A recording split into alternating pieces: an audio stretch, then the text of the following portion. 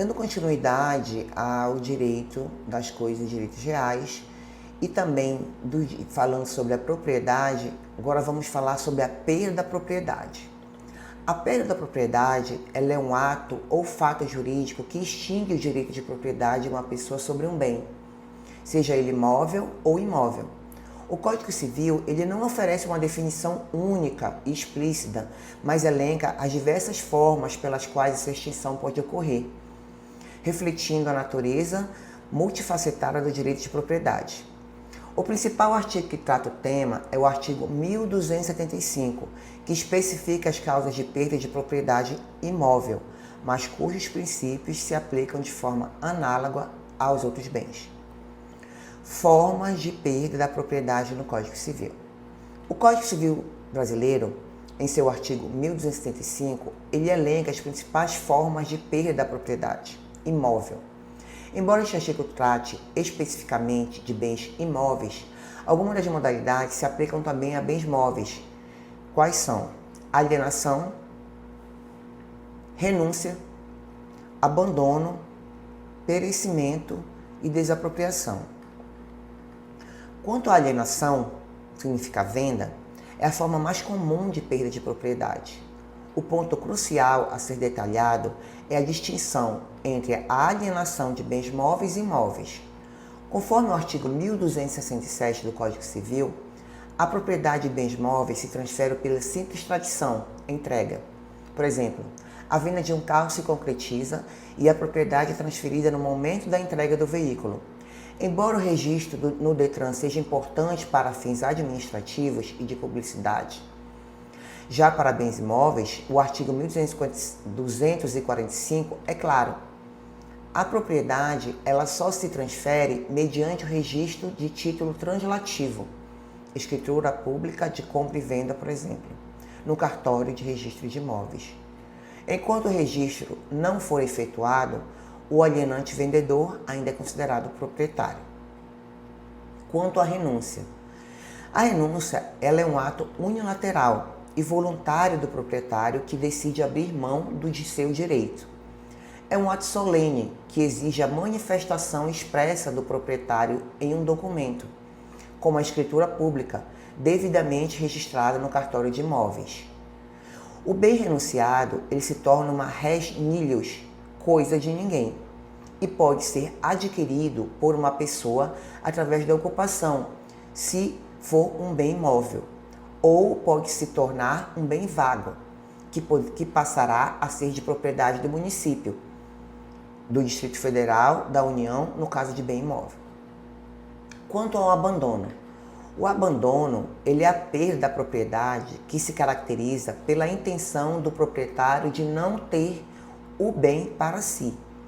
É diferente da renúncia, por ser um ato informal e material, manifestado pelo simples desuso do bem.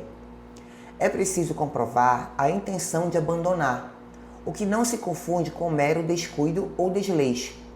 No caso de imóveis urbanos, o abandono por 5 anos seguidos, ele pode resultar na aquisição do bem pelo município ou Distrito Federal, se o imóvel estiver em área urbana e o proprietário não for encontrado ou não tiver a intenção de mantê-lo.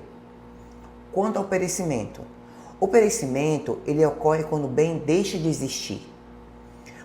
Pode ser total ou parcial, pode ser de causa natural, por exemplo, um terremoto que destrói uma casa, um acidente, por exemplo, um incêndio que consome a propriedade ou mesmo uma ação humana, a demolição de um prédio. Se o perecimento ele for total, o direito de propriedade ele é extinto. Se for parcial, ele continua existindo sobre aquela parte que sobrou. E se a perda da propriedade por perecimento, ela é em regra involuntária. Quanto à desapropriação, ela é uma forma de perda de propriedade imposta pelo poder público. Ocorre quando o Estado ele transfere de forma compulsória a propriedade de um particular para si, com base na necessidade ou utilidade pública ou interesse social. Para ser válida, a desapropriação ela exige justa e prévia indenização em dinheiro, exceto em casos específicos de descumprimento de função social da propriedade, quando a indenização ela pode ser em título de dívida pública ou agrária. Quais as outras formas de perda de propriedade?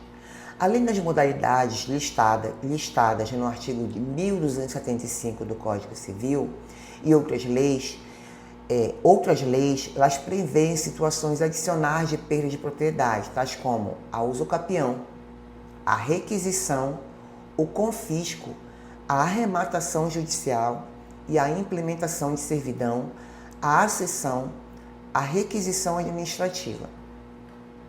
Quanto à requisição, quanto ao usucapião, embora seja um modo de aquisição de propriedade é ao mesmo tempo uma forma de perda para o antigo proprietário que, por inércia, deixa de exercer seu direito sobre o bem durante um tempo determinado pela lei. O usucapião é a forma mais significativa da perda da propriedade para o antigo proprietário por ser uma consequência de sua inércia. O Código Civil e a Constituição Federal prevêem diferentes tipos de usucapião, cada um com seus requisitos de tempo e posse. O direito do proprietário anterior se extingue independentemente de sua vontade, por sua omissão em relação ao bem. Quanto à requisição, em tempos de guerra ou iminente perigo público, a autoridade competente ela pode requisitar o uso da propriedade particular, sem que haja a perda do direito, mas sim a restrição temporária de um uso. No entanto, se o bem for consumido ou destruído, a perda da propriedade ela ocorrerá com direito à indenização posterior. Quanto ao confisco, é uma penalidade imposta pela lei, geralmente relacionada a bens obtidos por meios ilícitos e utilizados em atividades criminosas, resultando na perda da propriedade para o Estado sem direito à indenização. A arrematação judicial ela é a perda da propriedade que ocorre quando o bem é levado a leilão por ordem judicial para quitar uma dívida do proprietário e um terceiro o adquire. A carta de arrematação ela é o título que transfere a propriedade.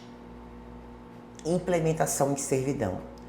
Quando uma propriedade é onerada para benefício de outro, como a servidão de passagem, pode haver uma perda da parte do direito de propriedade sobre a área afetada.